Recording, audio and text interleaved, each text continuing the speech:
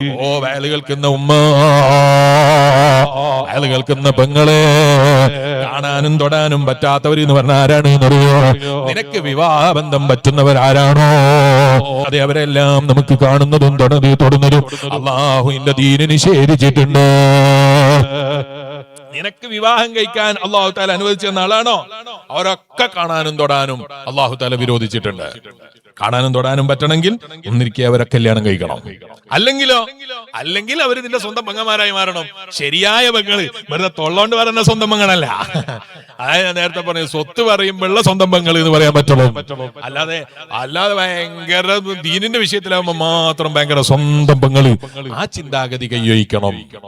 അല്ലാഹുവിന്റെ ദീൻ അത് മുസ്ലിമാണ് എന്ന് പറയുമ്പോ മുറുകി പിടിച്ച് ജീവിക്കാൻ പറ്റണം. അവിടെ പിന്നെ ഏതെങ്കിലും കസിൻസ് വന്നുണ്ടാക്കി ഇംഗ്ലീഷുകാരന്റെ സ്വഭാവമാകരുത് നമ്മുടെ ജീവിതത്തിൽ മുറുകെ പിടിക്കുന്നത്.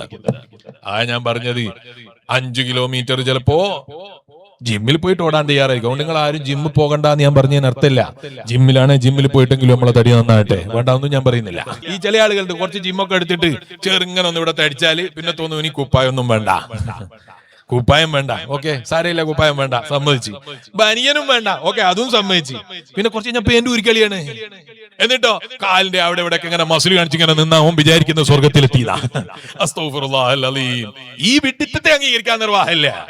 ജിമ്മിന് നിങ്ങൾ പോയിക്കോളൂ, നിങ്ങളെ മസിൽ നന്നാക്കിക്കോളൂ, ആരോഗ്യം നന്നാക്കിക്കോളൂ, എല്ലാം വേണം. അപ്പൊ ജിമ്മിൽ പോകുമ്പോഴേക്ക് തോന്നാണ് ഞങ്ങൾ പുതിയ ജനറേഷൻ ഇങ്ങനെയൊക്കെയാണ്. നമ്മളെ പഴയ ജനറേഷനോ ഒന്നിനും പറ്റാത്ത തള്ളമാര്, താന്തവൈബന്മാര്, വെറും തോന്നലാണ്. അവര് നടന്നു. എന്റെ വാപ്പ പറയുന്നത് ഞാൻ കേട്ടിട്ടുണ്ട്, 18 കിലോമീറ്റർ 20 കിലോമീറ്റർ എന്റെ വാപ്പ നടന്നിരുന്നു. എവിടേക്ക്? ഉപ്പന്റെ പെങ്ങളെ കാണാന്. ഉപ്പാപ്പന്റെ പെങ്ങളെ കാണാൻ 18ഉം 20ഉം കിലോമീറ്റർ ആഴ്ചയിൽ നടന്നിരുന്നു എന്ന് പറയുന്നത് ഞാൻ കേട്ടിട്ടുണ്ട്. ഇതുപോലെ നിങ്ങൾക്കൊക്കെ 100 അനുഭവം പറയാനുണ്ടാവും. നിങ്ങളെ വാപ്പാര കഥ പറയാനുണ്ടാവും, ഉപ്പാപ്പാര കഥ പറയാനുണ്ടാവും. അതുപോലെ എന്റെ വാപ്പ പറയുന്നത് ദർസിൽ പോകുന്ന കഥ പറയുന്നത് കേട്ടിട്ടുണ്ട്. രാവിലെയും വൈകുന്നേരവും 3 കിലോമീറ്റർ അങ്ങോട്ട് നടന്നു ഇങ്ങോട്ട് നടന്നു. 2 കിലോമീറ്ററിൽ എന്തോ ഏറ്റക്കുറച്ചിലുണ്ട്, അതിന്റെ പേരിൽ കുഴപ്പമുണ്ടാക്കരുത്. 2 കിലോമീറ്റർ 3 കിലോമീറ്റർ ഒക്കെ രാവിലെ നടന്നിരുന്നു, വൈകുന്നേരം നടന്നിരുന്നു ഒക്കെ ചിലപ്പോൾ വാപ്പന്റെ പ്രസംഗത്തിൽ കേട്ടിട്ടുണ്ടാവും. അവര് നടന്നു. അവരെന്തിനാ നടന്നത്? കുടുംബ ബന്ധം ചേർക്കാൻ. അവരെന്തിനാ നടന്നത്? ദർസിൽ പഠിക്കാൻ.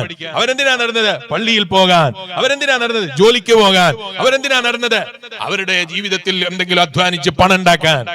അവർ നടന്നിട്ട് നടത്തം എന്ന് പറയുന്ന മഹത്വവും നേടി, അതോടൊപ്പം തന്നെ വലിയ കാര്യങ്ങളും നേടിയെടുത്തു. നമ്മളെ പുതിയ ജനറേഷൻ ഓടി. എന്തിനാ ഓടിയത്?